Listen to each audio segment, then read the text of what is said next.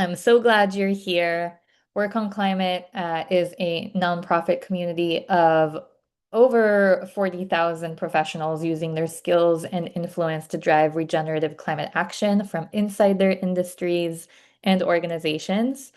We believe that the professionals closest to the work in food, finance, energy, and beyond hold tremendous untapped power to transform their fields. Today, we have a very special speaker. I'll introduce him in a moment. Before I do that, I just want to go over some housekeeping notes.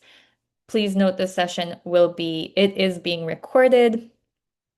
We are also going to have a exercise about halfway through our event today. You're going to be sent into breakout rooms of about 4 people. We'll have the links for that, so get ready to jump in and participate. We are also going to be using Slido today, so we will have the links for all of that in the slides, but also be prepared with your phones to use the QR codes. So, yeah, if you are interested in supporting Work on Climate and following our work, you can join here the QR code, the newsletter. You can volunteer with us, you can donate. All of that is supporting Work on Climate's work.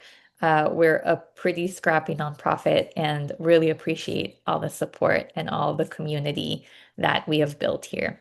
So, without further ado, let me welcome our speaker, Neil, who's the founder and CEO of 1.5 Academy. It's a global climate advisory and training firm with over 1,000 sustainability professionals across 70 countries. Neil brings some serious institutional depth to this work with degrees from Yale and Oxford and experience in organizations like Accenture and Echoing Green, KPMG. He's been recognized as a Forbes Next 1000 honoree and one of the 40 under 40 most influential Asian Australians, with his climate thinking featured by the World Economic Forum and S&P ESG Insider. So please welcome Neil. Hello, good to see everyone here. I don't recognize some faces, which is always great. I can see in the back end, I know a few people here, but that's always promising.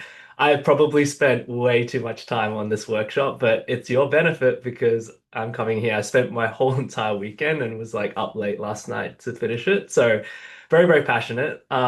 As was mentioned by Imbal, we do a lot of this work. So we're practitioners first, and I've had the pleasure to have advisors like Seth Godin and the early advisors of General Assembly to sort of create these type of sustainability boot camps. And if anything, things have shifted in the last year, and I'm sure that you've all experienced it. So this is something I think is a top skill right now. It's probably one of the most important for those that live in North America. How do you do climate without, say, talking about climate? And a lot of the soft skills are important. So I'm your instructor today. I actually talked to Eugene from Work on Climate 2 months ago, and we came up with this idea based on his theory of regenerative economy, which I totally believe in. And our concept is that we need to embed green skills into the workforce of the future, right? Climate and sustainability can't be a side thing. Otherwise, it risks getting shelved away for forever. So, how do we actually use skills like influencing in our current role and our talents to create change? So, this workshop is not about converting everyone to care about climate. So, is that what you want? I would love that, but it's just not feasibly going to happen. It's about really finding the overlaps, leading with empathy to build a case, and then really tactically changing the system from within. It's so frustrating when people, I just want to talk about climate, but sometimes it can be very politically charged and people might have their own underlying bias. But you'll be surprised that a lot of climate is actually impactful for every individual, regardless of their belief of climate. And I'll hopefully convince you of that and give you the tools to do that. So today, if possible, just like we would do in our academy when we run our short courses, engage and contribute, right? Have equality of voices. If you can have your cameras on, that's great. Mainly for the breakouts. As long as I see a few faces, which I do, I'm always feeding off the energy, but also use the chat as well. And I might interrupt if we just need to move through things. So why don't we jump into it? The first thing we need to do is state of sustainability. I'm not going to assume that you guys know everything, and some of this might be reframing stuff that you already know, but important to just do very quick 5 to 10 minute reframing. 5 minute, give me 5 minutes. So I always talk about the Don't Look Up movie. For those that haven't watched it, it's a great movie about a meteor coming to Earth that's going to destroy us, but then people deny it. And ironically, that's kind of where climate lies. We see climate as a long-term impact generationally, not necessarily a short-term impact. And how I bring that to today terms is how do we actually bring climate into quarterly earnings calls, not just in terms of something that's nice to do? And that's been the biggest challenge, even from the perspective of major leaders who have a lot to care about. I'm not to say other issues aren't important, but they're seeing climate as a long-term issue. The one thing that we've seen continue throughout even the hardest year last year, especially in the US and kind of rippled out globally, is that as long as people believe in like sciences, they know that climate risks are real, right? They actually are impacting anything from supply chains to energy security. You know, people have to invest into these things in order for businesses to work, right? And so these physical and transition risks are very real, and we've noticed that they still survive even in the world of standards, disclosures, and things that may have slowed down. And the key thing is that not everyone is impacted by this, unless you're living in the Arctic or someplace that maybe in New Zealand, or even New Zealand is there. Everyone's impacted by something, and that's only going to get worse. And so, if anything, those that are sort of in this field right now that are caring about it, it makes sense that risk is a business mandate, right? Even if it has to start off with compliance first, the value creation is there. And I think we're kind of getting closer and closer to sort of those narratives, ideally, that it shouldn't be doom and gloom, but it also should be the opportunities.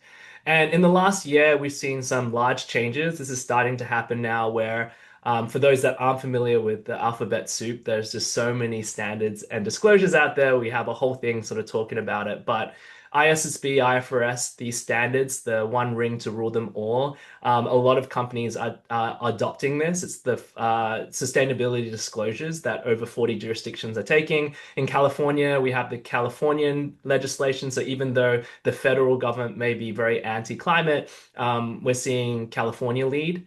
And then also with the EU, with CSRD or the Corporate Sustainability Reporting Directive, even though it got watered down, there are things that are forcing at least climate risks to be disclosed. And once you build it into business norms and reporting, ideally more can be done. So, for better or for worse, we really can't trust leaders to be thinking about this, but compliance and regulations aren't the only way that these changes happen. And fortunately, despite things slowing down, we still are seeing these growing worldwide. They might be slowing, but they're still very apparent. And we can't forget about the roll-on impacts of these things. When a big company chooses to do something, then smaller companies generally have to follow, and it can create a roll-on effect. So even despite our influence and negotiation skills, regulations matter, and this graph shows it. If we didn't have any laws, then we would be emitting a lot more. And so, although climate legislation can feel like a slow-moving thing that goes back and forth, I feel like, people are not able to be trusted. We need to have ways to keep them accountable. Otherwise, we'll pollute today for the impact of our future generations. And the good thing to see is with IFRS or ISSB standard, that first row that I showed, more than almost 50% of the global market cap and more than 60% of emissions are captured by these adoption or plan to adopt of these standards. So, in some senses, the momentum is happening. And so, as long as we can sort of show influence from within and have the language to talk about this, we could actually create a lot more change than we anticipate. And for those that are a bit doom and gloom from the federal level, be happy that we actually have state level governments. And this is also similar in other global countries where there might be more specific policies that are attributed to particular states. And since California has moved forward, we're seeing New York State, Colorado, New Jersey. So similar to the Clean Air Act, when the federal government wasn't really showing up for cleaning our air, and California set that up. Other states were able to adopt it, and then we're at least able to get action. So the good thing is that the system can still work in our favor to make sure that this work is not discounted. And what we've seen in the last year, you might have not heard about it because of the word green hushing, which is doing the work but not talking about the work. We have seen this a lot. So we work with Fortune 500 clients, the small businesses who have sort of, some of them have actually taken down their sustainability and climate statements, but doesn't mean that they're not doing it, right? Maybe 6 years ago, they were very vocal about it, but they're still investing. But this is something where we can challenge organizations. So a lot of you probably have working currently in a job. Maybe you're in between jobs and you can reflect on your past role.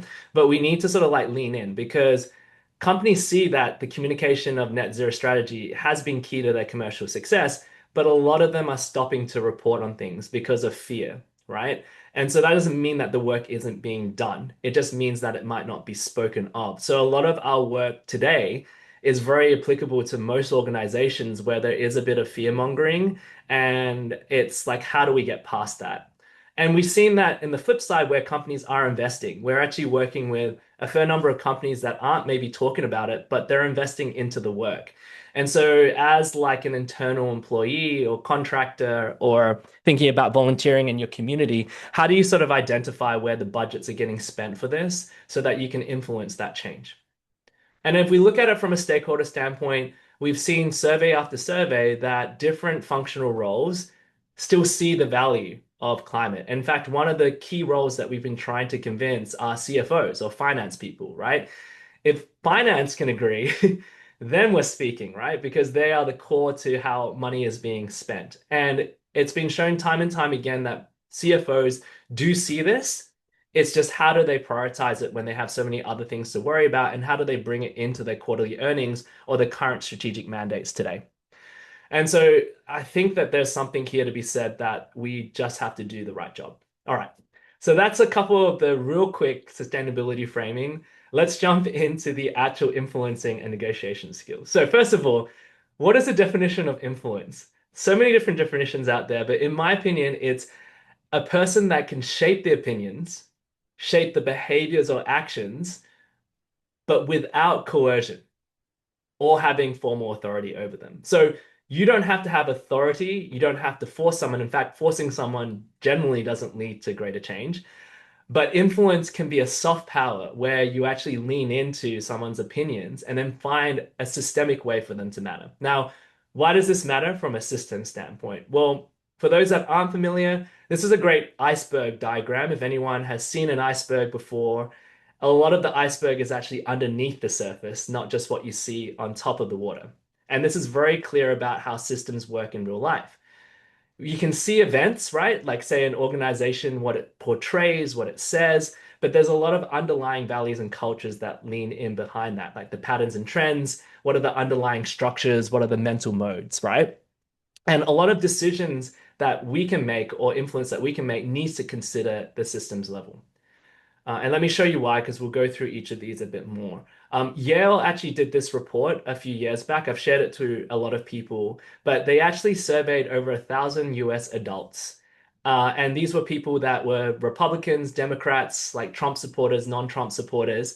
And they actually found that when they lent into systems thinking, right, talking things about like job security, energy security, like things about the underlying systems that are getting impacted by climate, they found that people were actually climate aligned. It's almost like when we say the word climate, people like either have an opinion, but if you talk about things that they care about to the systems level that climate is impacting, you find that they're actually progressive on the fact that we need to act on these things that are impacting us that they're feeling. And so isn't that kind of wild, right? If we actually are systems thinkers or create systems thinkers, we can get a lot more people to actually act than what we might do if we just talk about recycling more or why aren't we thinking about this? And so, three working assumptions just to sort of kickstart this thought is a lot of the times outcomes are more than the motivation, right? Leaders don't have to share your reasons or your why to actually then like achieve, do something, right? Right. And I'll have plenty of examples, but like a procurement person cares about supply chain. We know that supply chains are impacted by climate risk. If we talk more in their language about supply chains, perhaps they can do something that addresses climate risk, right? Systems are more than individuals, right? If you try to influence an individual, but without changing the system, it won't stick, right? So, for example, I could get my manager to agree to, I don't know, host a Earth Day, but then if I don't actually put it into policy, then in the future years we might not. And then there's also influence over manipulation. We're not trying to manipulate, but we're trying to really lean into genuine interest, find that common overlap, and then not just forcing a commitment, but listening. And a good example is Bill Weir. I think some people might have heard about him from Climate Voice. He used to work at Google and Facebook to really champion a lot of these changes. And then he founded Climate Voice to really mobilize tech employees to have a bigger voice. And he put some of these working assumptions into practice, right? He pitched renewable power purchase agreements to hedge against electricity prices, right? So it wasn't about renewables, it was about energy cost, right? He was able to change the systems by changing their renewable sourcing agreements and policies rather than just focusing on one project. And then he really looked into influence by looking at what employees already wanted and then asking companies simply to be consistent with their public values. So a lot of what this underlying working assumption of thinking at the systems level can create lasting change, even though it may not be perfect. Cool. And I'm happy to also, yeah, throw into chat if you have any discussions and we'll get to it as well. So, not to be corny, we just don't need to push harder. We need to shift. We need to shift opinions. Everyone likes a good acronym. So the shift framework, which I'm going to go through, really walks through this step by step. You probably have seen some of these elements in your past lives. You guys are professionals, you guys are students of professionals, so please chime in to what you've experienced. But really, you need to see the room. You need to reflect on yourself. What is the organization doing? And this counterpart that you're trying to speak to. We're going to do a role play, by the way, where you're going to act as two employees. It's going to be really fun. Trust me. It was like one of the most fun things I ever did at my MBA was a negotiations class where you get to pretend to be people. So we have like a great one coming up in groups, which I hope really that you can get involved in. But a lot of times you need to understand yourself, the org, the counterpart.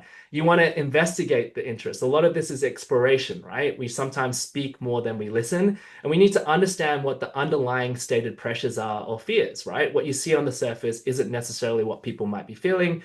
Then you start to map coalitions and allies that can start to move depending on who you can move. And then you frame an ask that's small enough for them to say yes, and then slowly, bit by bit, compound that to a systemic impact by integrating something into policy.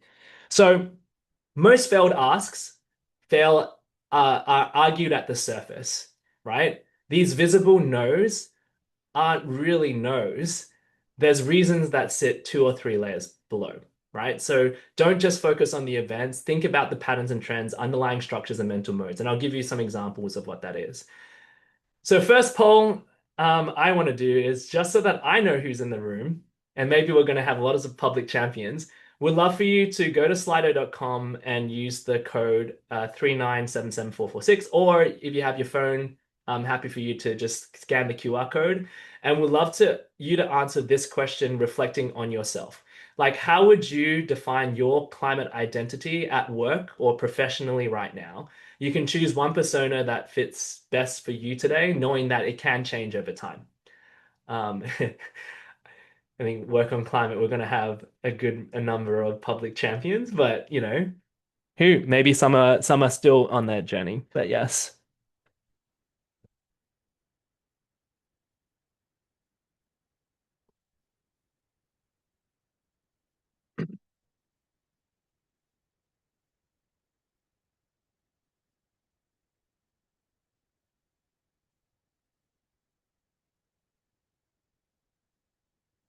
nice. Righty, I'll give you guys another second or two to fill it out. We got some good. Good, good, good. Okay, so I mean, a lot of you guys are public champions, but yeah, a lot of you, some are climate aligned and climate conscious, right? Maybe climate aligned means that you're committed, but you're really being selective on your moments, right? And climate conscious is you're interested, but you may need to learn more, or really not sure if you know enough yet to be able to act. Um, these are all great because reflecting on ourselves first really shows where we might need to move or just really be aligned with who we are, right? Okay, cool. And then beyond that, just beyond our own reflections, we also need to reflect on our actual skills, right? We have gaps, we also have interest areas, and sometimes that can limit our ability to instill change. I'm not saying that you can't change things now. There's so many low-hanging fruit things that you could do. But when rubber hits the road, I always talk about how BP started off carbon footprints. focus having individuals focus on their individual carbon footprints, or like Coca-Cola trying to get us to focus on recycling, when really the systemic impacts sit much deeper than that. And so these are the skills that we generally would look at through this is through an IBM and LinkedIn research paper about the real core skills that you need as a sustainability professional. Now, this is me not telling you to quit your job to find the elusive sustainability job, because we know that whole market is really shifted. But if I was a professional today, I would still consider, how do I integrate some of my talents and maybe tack on some of these skills that are actually core for sustainability and organization to move forward. So if you're like a financial accountant, maybe learning carbon accounting is great. If you're good with data and numbers, learning how to model, but then applying that to the environment could be great. If you're a supply chain person from procurement, there's a huge impact in terms of climate risk and so on and so forth. So thinking about your own gaps and interests are also important. And those are the things that we try to upskill people in the academy on. Second of all, in seeing the room, you need to investigate what the organization's advocating. So I'll give you three very simple prompts to really look at events, patterns, and underlying structures. So the events are easy. Like, what public commitments has the company made? In fact, this would be an interesting one. So what did they make before, and is it still there? Are they still as loud about it, right? Because these are kind of telling signs about how an organization's actually acting. The patterns are like, how have things changed, if at all, in the last 12 to 18 months? We've noticed a lot of companies actually take down their sustainability writing. We've also seen people not planning to do impact and reporting. So it'd be interesting to sort of like understand what's changed and who published these things. They might help you to figure out people that you might need to speak to. And then the underlying structures, like, where do the sustainability efforts reside? This is so important. Had those jobs gone? Did they fire their sustainability lead, or sustainability integrated with the finance department or the marketing department? Because where the work is done is generally where the influence can be had as you sort of move up and influence upwards. These are so important because I just came off a call with Google's green team. They have the employee team that cares about climate. And it turned out that most Google employees, there's thousands of them that are climate conscious, they actually had never read the sustainability report of Google. And they couldn't actually connect their job to the impacts that Google were having until like I presented the sustainability report. And when that sustainability global head of sustainability reporting for Google was on that call, he said, we need to do a better job for people to actually see what we're working on. And so this is kind of a sign that people are working at jobs and actually not understanding or looking into their organization a bit deeper, or probing to like what's actually out there and what's unsaid. So do your research. And then as you do that research, you'll probably uncover some mental modes. This can likely happen as you talk to more people or as you explore more. But we see three different categories where climate at an organization is considered a cost, which is very defensive. They want to know, how much does it cost? What do we just minimally need to do? And this has become harder and harder to defend in the current public environment where, the current administration says that you don't have to care about it, and it's rolling on globally. The second one is about risk, right? And this is the good thing about the regulations and standards that I told you are happening, right? But that's focusing on compliance, which is not a bad thing. You can act. But if something's a compliance act that says, it's never going to be like a value creation exercise, right? But it's still a starting point. And then finally, we do have some companies that see climate as a strategy, right? It's a business case. They see it as, if we don't do this, we're not going to future-proof our business model. So really thinking about where your organization lies, almost, and who's sort of overseeing it, gives you a sense of meeting your organization where it is to inform how to get things started, right? Um, cool. So with that, I would like you to hypothetically, so some people, I think a lot of people, if you don't have a job currently, think about like a community that you work with or your past job. So choose a leader with influence that you could realistically get a meeting with in your current job, past job, or current like community that you are in. Where would you put them on this spectrum? So just think about one person that you think is in a position of leadership or influence.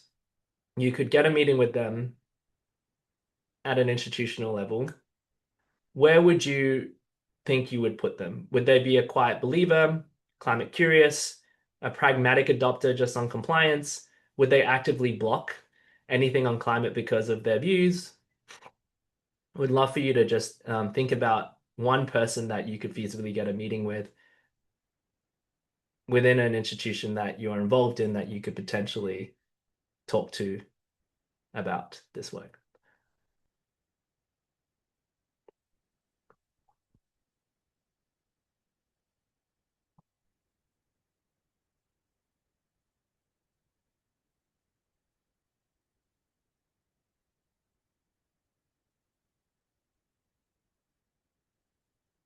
Awesome. Ah, it's great to see. Oh, great to see this. It's so interesting. We got 15 responses. I'll just give another second or so.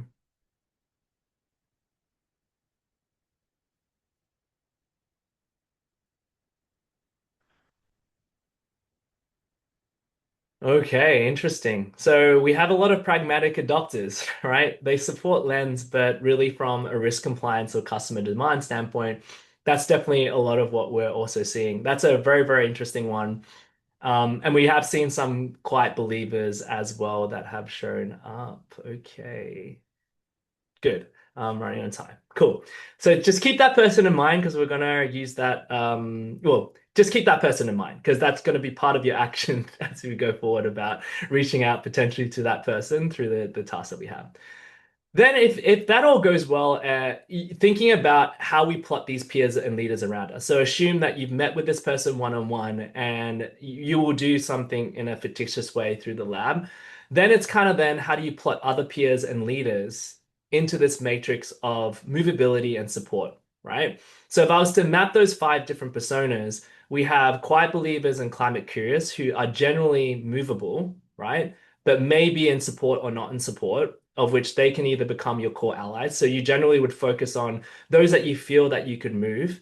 And then in the bottom part, for the active blockers, you're not necessarily trying to change their opinion because they're going to be hard, but maybe you look at the pragmatic adopters, as you sort of said, and say, how can I, know that they may not, they're supportive, but they may not be as movable in terms of seeing climate as a strategic goal. So some of this mapping allows us to sort of build coalitions, and I think that's what I've learned from other people who created change. I'll give you one very specific example where we actually had a big tech firm where there was this green skills, a green employee group that met every month to talk about climate, and they got frustrated because the company let them do that, but they didn't really have any power.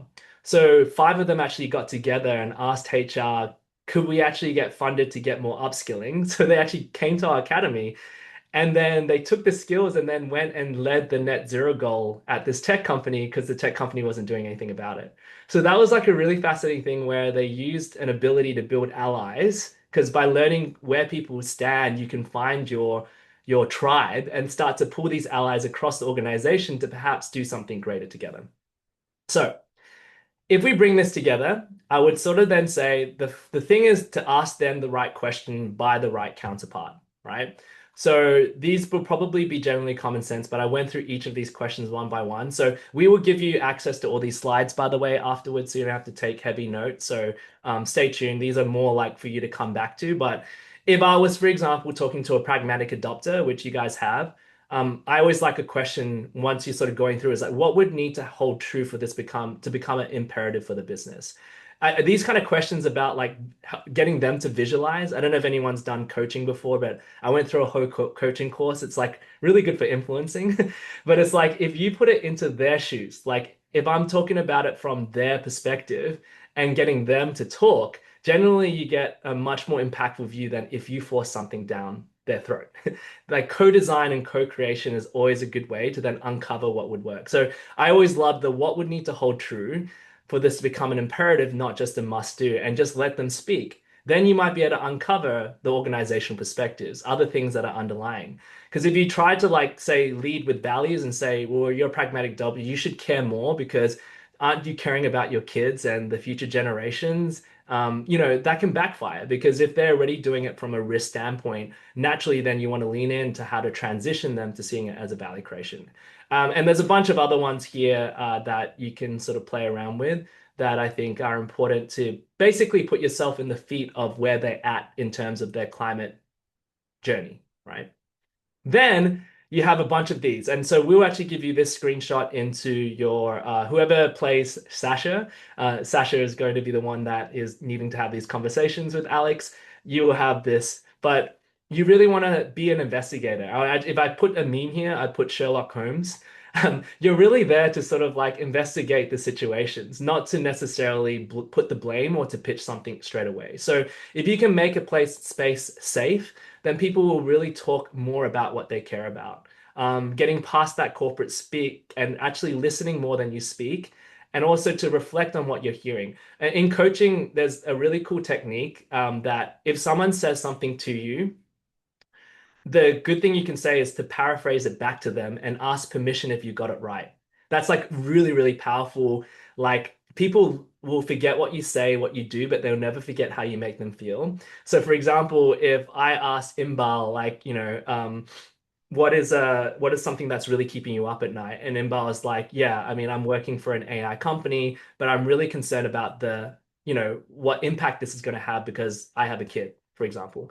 I would sort of say after a while, so it sounds like Imbal, what I'm hearing is that you obviously really need to keep your job, or you're working in a space, but it's conflicting with your values. And but you're a bit stuck. Is that fair to say? Question mark. When you do that, you're kind of like asking for permission and double checking, is this what I'm hearing right? So it's doing two things. It's validating whether I'm hearing it right, which people can mishear stuff or misinterpret. But then second of all, it's giving Inbal the permission to correct me or to go deeper.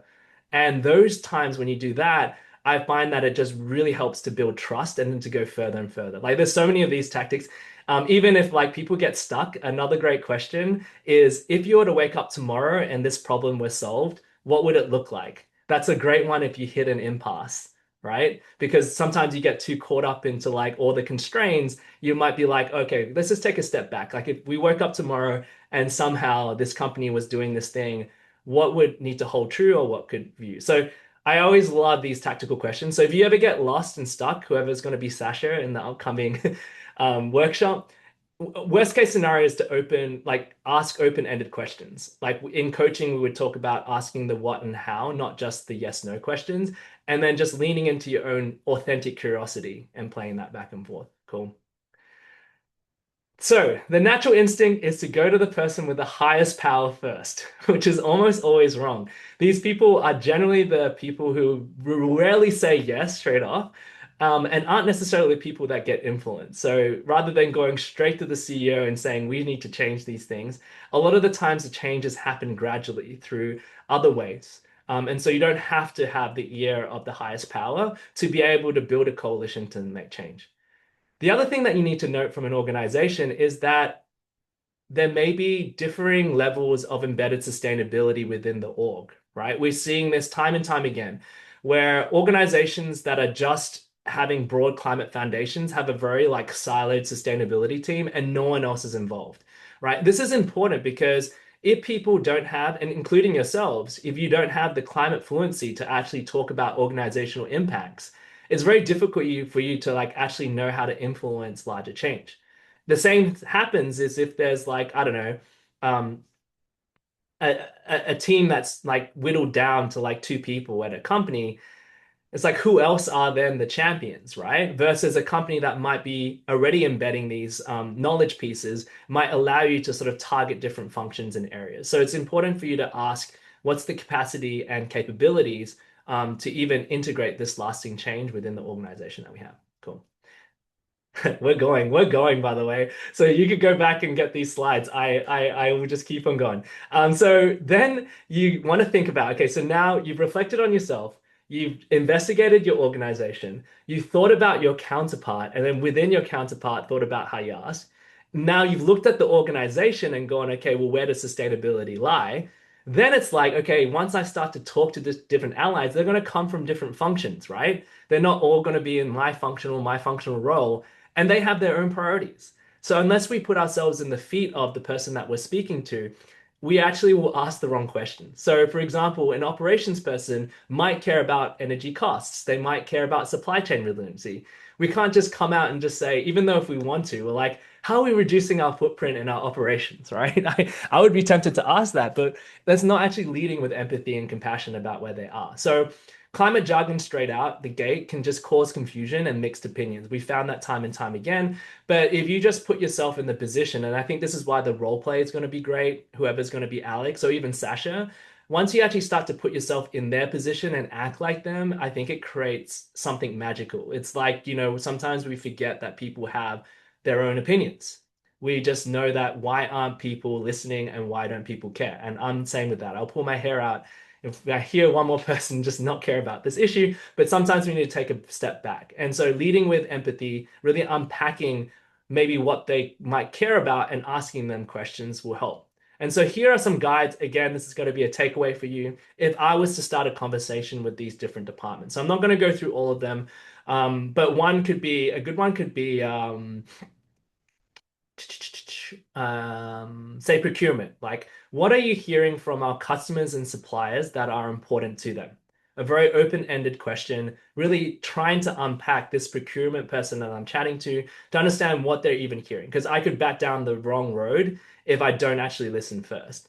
Then beyond that, if I wanted to challenge them, I could say, well, where's our biggest supply risks if standards and regulations shift faster than we expect? It's a very safe, neutral question, but one that's very prominent, right? If an organization needs to sort of do these things, it's starting to ask about putting them in the power seat to be able to chat. And then from there, you can then build through those discussions to get further and further.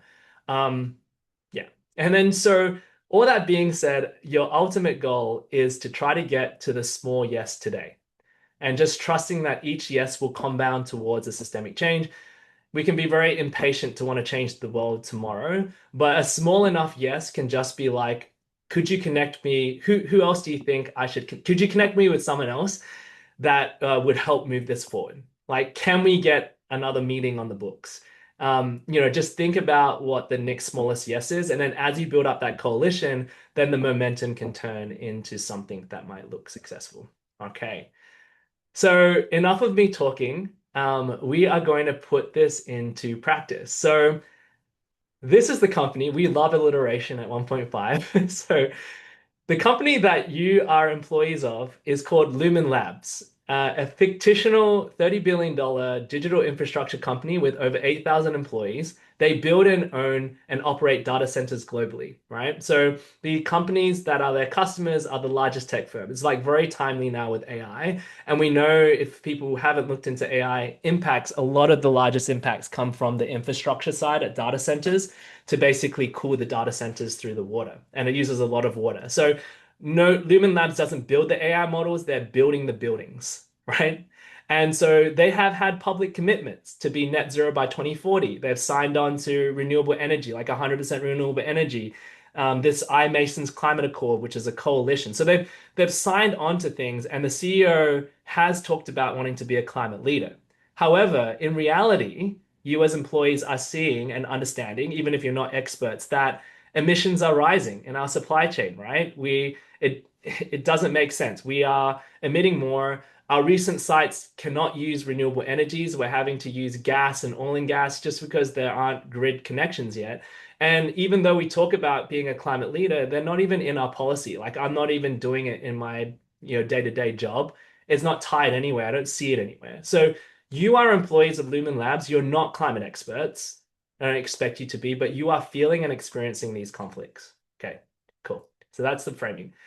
And then just to give you a bit of understanding, digital emissions digital activities generate emissions. So they may be unseen, but anytime we use our phones and we connect to the cloud, these also connect to data centers, and this all requires power. It wasn't that long ago that I think Greenpeace found that I think they've tried to solve that. Tell me if they haven't, but watching Netflix used a lot of data centers that were fueled by fossil fuels. So it was actually generating a huge amount of emissions just by watching shows. It was like crazy to think about it. And then you also got to think about the hardware that then's thrown out. So digital emissions are generally hidden in terms of their hotspots because of the supply chain, right? You have IT equipment, you have embodied manufacturing emissions, you have the data centers, transmission infrastructure. They're also intangible by design. You might be able to like tangibly see that you're on a flight that's going to create impacts or tangibly eat a meal that is visibly going to create an impact. But sometimes when you type and process an AI prompt, it's just less visible. but it does have an impact. And then the final part is the AI transparency gap. Vendors are just not sharing their usage data, and AI is multiplying intensity. So tech firms are feeling this, and there is pressure for transparency. Okay. All right, let us create the breakouts. We are going to give you, please open this link. So Katie has just sent it into the chat. Open this lab link. What you'll see is lab instructions, right? Read the instructions. And the first thing that you need to do is do quick intros, assign roles in your team. Minimally, you only need two people to play, just in case people don't rock up to the breakouts. Please do if you can. And then everyone else is an observer. So one person plays Shasha, person plays Alex. And then if you whoever's left over will click the observer sheets that will kind of create a copy for you to take notes. Everything is there for you. And so don't click into the assign roles if you're not assigned to that role. It gives you all the secret sauce. And then spend a few minutes to read the persona sheet. And then we want to get started with the role play between Sasha and Alex. Okay. Does that make sense? And then we'll give you time blocks for where you should be in terms of this 30 minutes. But we've also made the observer the timekeeper. So observer just interrupt just to make sure people get through it all. All right. Good luck. We are counting for you to influence from within, Sasha, and Alex, be kind, please.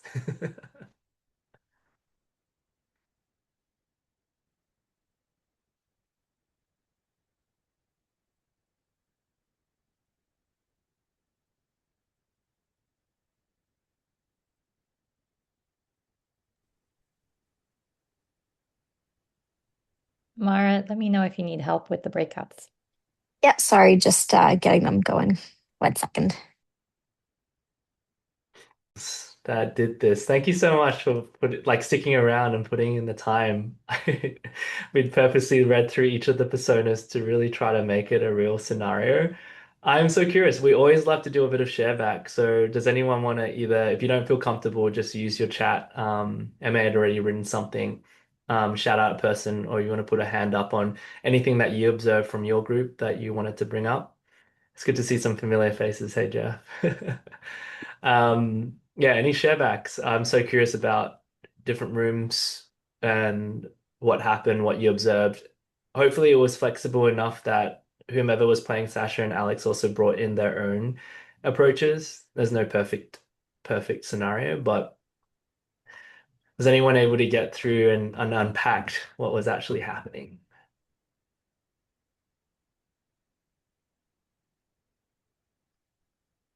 I could share a Yeah, bit. Nicole. Yeah, so it's really cool. I worked with, or I was the observer side with Maria, so Maria being Sasha and Yeah. Sabrine being Alex.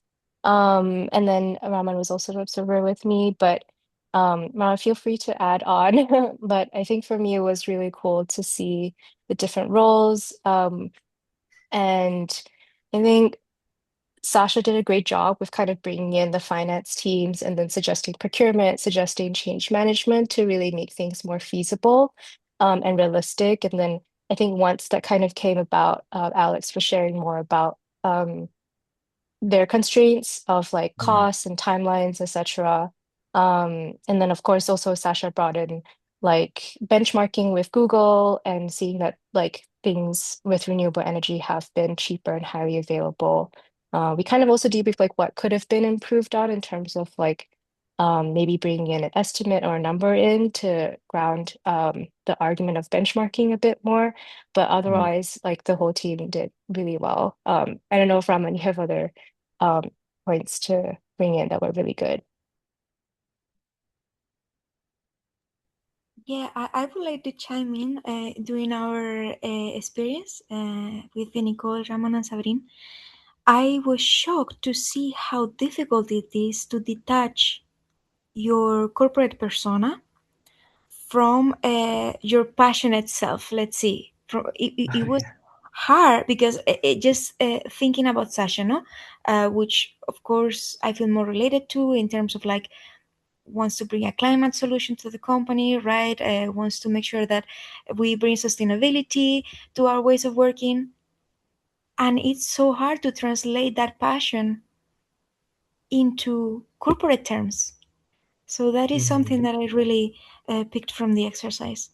Yeah, I also struggle with that a lot. I used to be ex-corporate, and when I was going through these sheets, I was trying to like clean up the verbiage. I'm like, this sounds so people don't speak this way, but I'm like, wait, no, they kind of do.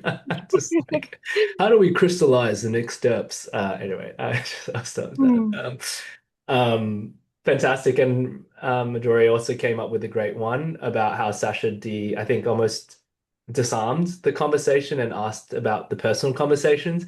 I think that's a brilliant one. I think it's a hard one because people only share personally if they feel comfortable. And it's been a while since I've been in corporate, but I remember it kind of being a bit tricky because people always have like they're like a bit fearful to sort of like share stuff that might not be relevant to the conversation. But that one was key because Alex, if people didn't capture that, Alex does donate to climate. His kid is asking about it. And so deep down, he's kind of like, I care about it, but just has never brought it into work. So if you actually didn't unpack that, you might not have actually realized that he actually does donate to climate causes, but just has no tire of it to work. So good one.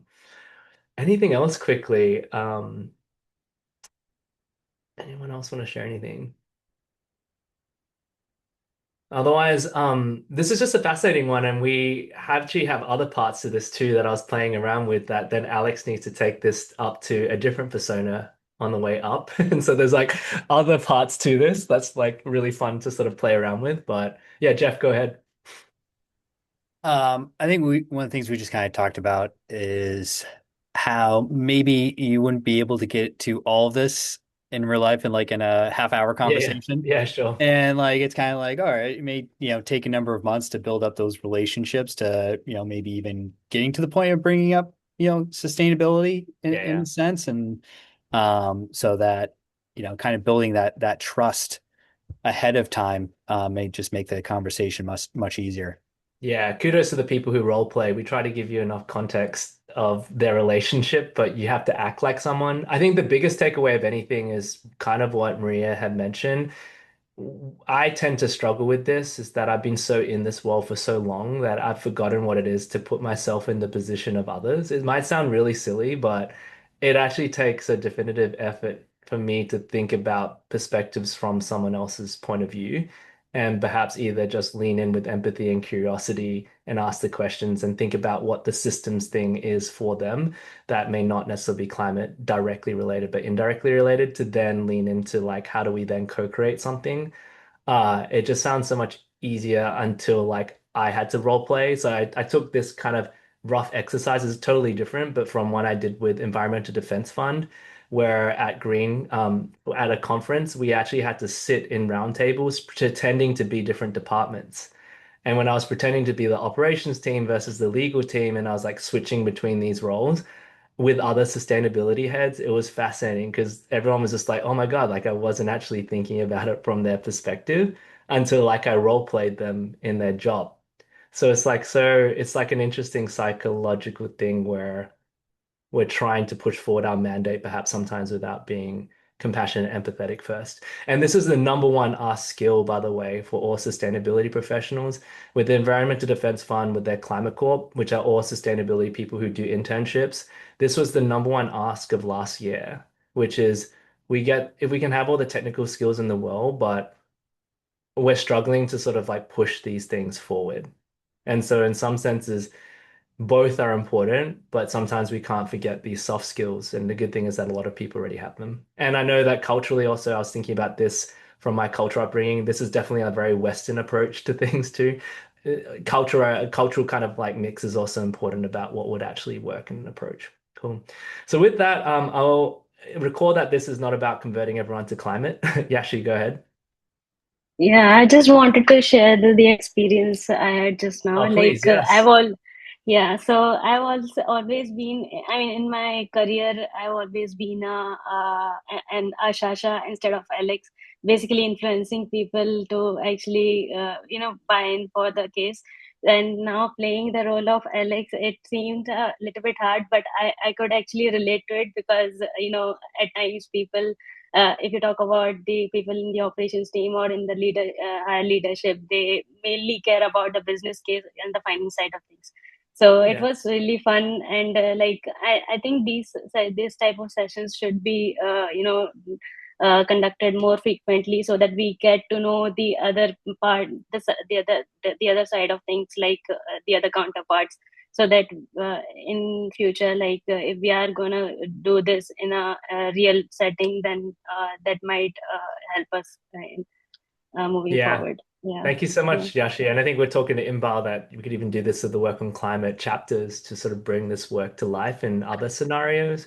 And Yashi, what I got from you is I used to be, and I still am, I believe everyone should use their talents to the greatest good and to their fullest potential. But I also realized that the world as I get older is just like people are dealing with stuff.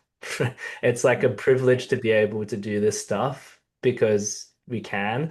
And so, but people can still have a small bit of action, but they might be worried about stuff like their job security, the kids that they have to Yeah. take care of. Like careers can have a moral ambition, but there are constraints that sometimes I'm not conscious of because of my own privilege of being able to like run 1.5 and expecting everyone else to just be on board when they might be dealing with like, stuff that we don't uncover. Like I think it's like road rage. One of my mentors told me it's like if you ever have a road rage incident, maybe that person is driving their wife to the hospital because they're pregnant, or maybe something is happening that you just might not be aware of. So it's kind of like leading Yeah. rather than having an immediate assumption of distrust or anger, it's kind of Yeah. then leaning in to go, and maybe I'm not unpacking this. So Yashi, thanks for sharing that. Yeah. Um, Thanks, man. Cool. And so with that, I know we already have some people in our community, but we're relaunching our soft skills. If anything, 1.5 Academies now shift to run our academy at cost to because we believe everyone should be having access to upskilling, and then we're forcing organizations to pay for this type of stuff. So we volunteer for work on climate, we volunteer for individuals. So if you're interested at all, already some people like Jeff have taken our full course, but we realize that people need specific course upskilling in areas and including soft skills. So we're bootstrapped. So we're going to continue to like roll out more courses. Inbound. Yeah, Neil, we just have a question in the chat here. I'm not sure if you Yes. had a chance to see. Danielle asked, Yes. yeah, when you are successful in getting supporters to join your effort, how do you keep everyone accountable to making progress to your goals? Yeah, this is a good one. I mean, that's the silver bullet, right? The part that I didn't get to go through just because of the sake of time is figuring out how to tie down the action into something tangible that lasts beyond you.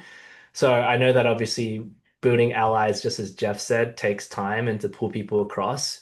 Then the idea is like what's actually going to have lasting change that we can have a target towards. Because when people have a clear outcome, then there generally is accountability to get there. So for example, Bill Weir from his stuff on renewable energy, he did a lot of talking around who cares about the fact that we're like not thinking about electricity costs. Then it moved to renewables are a better option, not only for the environment, but for us. Then he thought through, well, then where is the linchpin or the cornerstone that can create lasting change, even if I like quit, or of all the team members that I brought together. And it turned out to be the procurement policy.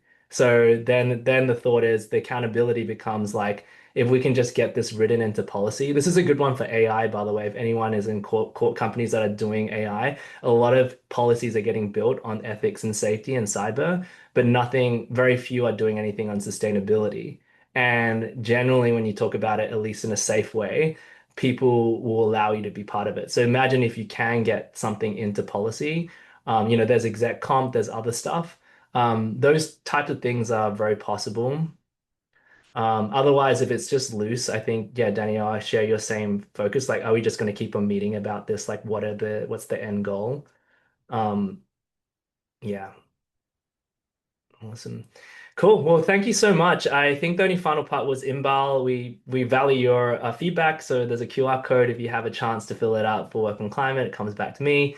But also at the same time, would love to stay connected. I see familiar faces, and it's always great to see people again. But always love to meet new people. I'm very passionate about building optimism through upskilling, that we can all be part of the change that we want to see in this world.